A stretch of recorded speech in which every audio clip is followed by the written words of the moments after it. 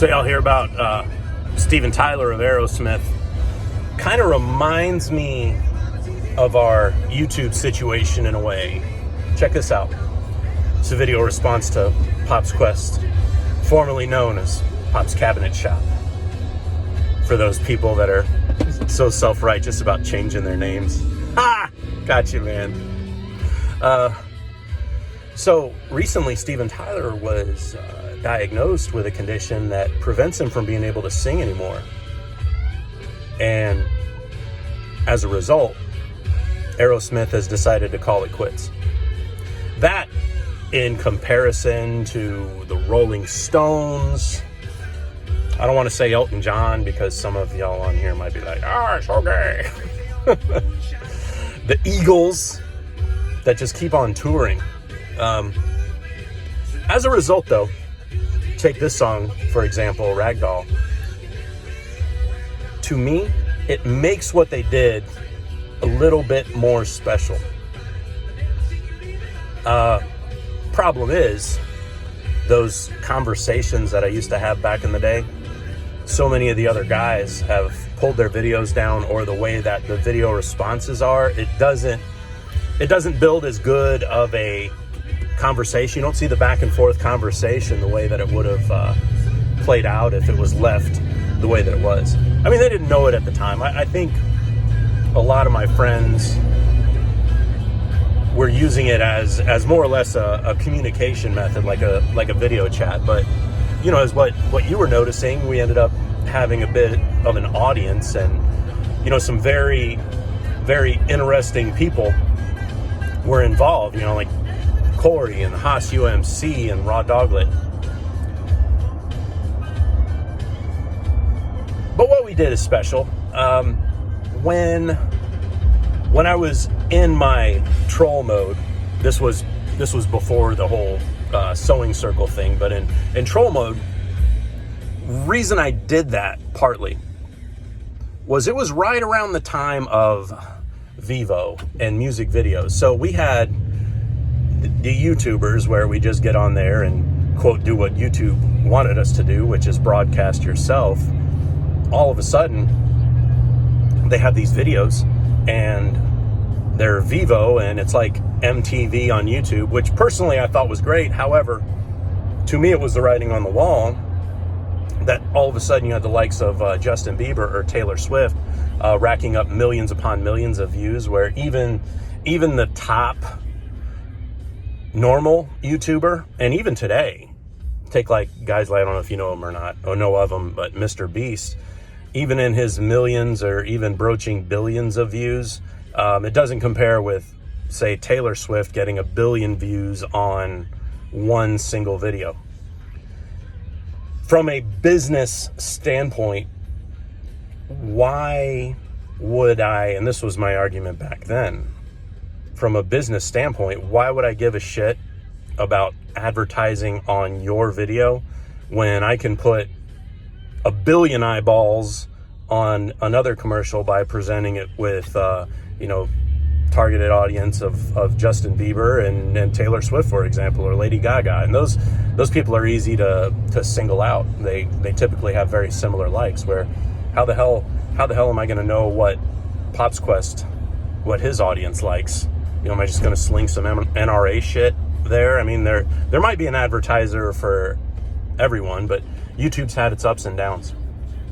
I remember somewhere along the way, and I don't remember what the argument for it was. I think it had to do with branding, and they were able to look at the metrics. So back when we could design our own homepage versus following a format,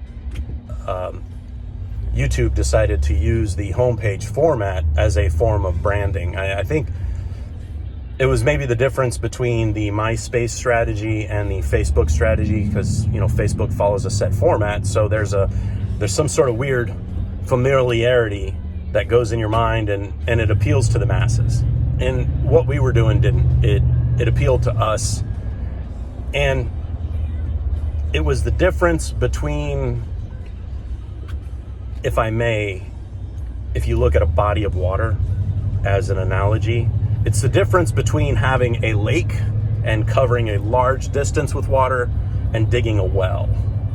When we were speaking to each other, we were digging a well. Is there a place for it in YouTube still? Yes, but it's become challenging. And the worst part of it is, and you mentioned it in your video, what do you do with shout outs? Like, it was a different story. You know, my big comeuppance, I had one with Cutlery Lover, and then I had another one with Nut and Fancy, that I got those two big for me bumps. And then you know, later on when I was hanging out with the hyenas, I had like the 155 millimeter, and then that was like the third bump. But you don't get that same situation anymore, and it doesn't last either. So it's within a video versus, say, like back then, you would click on it, and in the comments area, it wasn't just text comments. You would have video comments, and that went along better with the broadcasting yourself. And video comments, for me, even when I was watching a video, they were preferred to me than reading text. Now, maybe the argument is from an engagement standpoint, because, say, I can make a video response and you can make a video response, but I can also make a text response. And say in my particular case, Red Tony could make a text response. Cosmos Gatos could make a text response.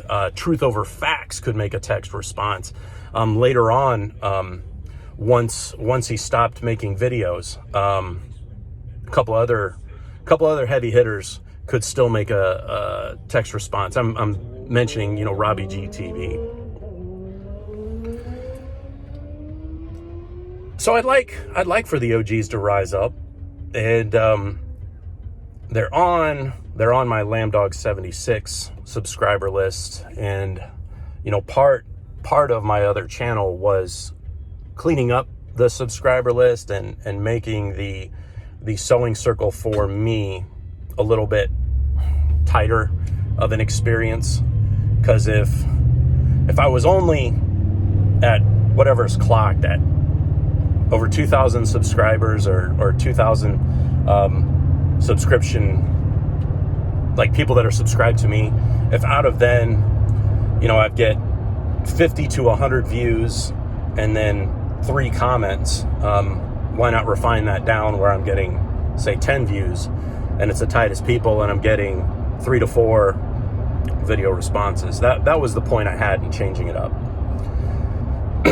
Now, something you do bring up, and it kind of gives me pause.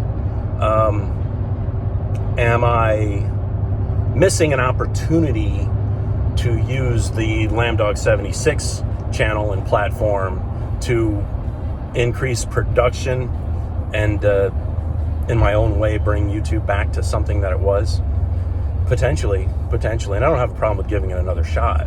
But my reason for idling this channel down was similar to you, where you had said, I'm building a journal for my kids. And so that's where I was with it. You know, I wanted to have maybe a legacy for them to look back on. So later on, when like the gunpocalypse happened and all kinds of other shit, I became concerned about preserving the content for them.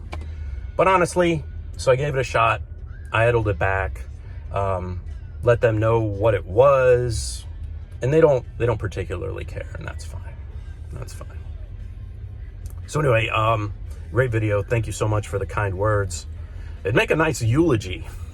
So don't take that video down. So if I kick the bucket, I want that video to fucking play. I don't want a dry eye in the room either. Thanks, man. I'll work on getting that background scenery for you. I might be able to find something here in Florida. Maybe. See y'all later.